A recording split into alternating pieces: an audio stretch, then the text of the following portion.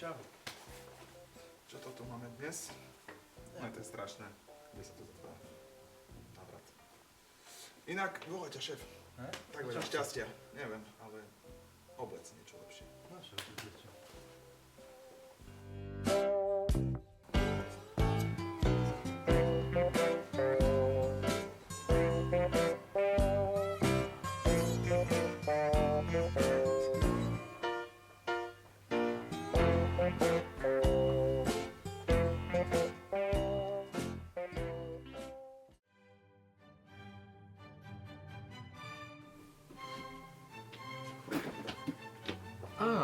Drahý poddaný. Ale nie, drahý poddaný, nekľačte, stačí poboskať. Volali ste ma, vaša vrchnosť? Áno, môj drahý poddaný. Ako ste možno počuli, včera nás navždy opustil náš milovaný megaprezident.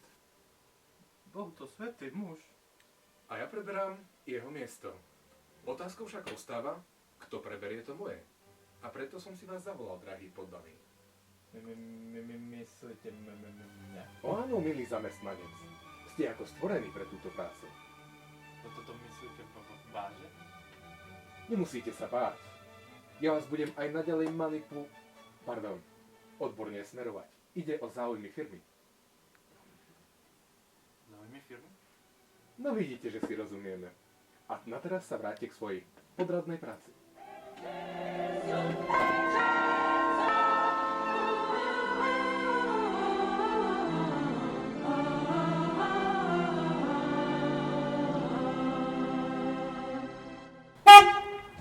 Čo bolo šéfa? Nič také, pohoda. Pohoda? Hej? Aha. No len aby. Bob! Čau.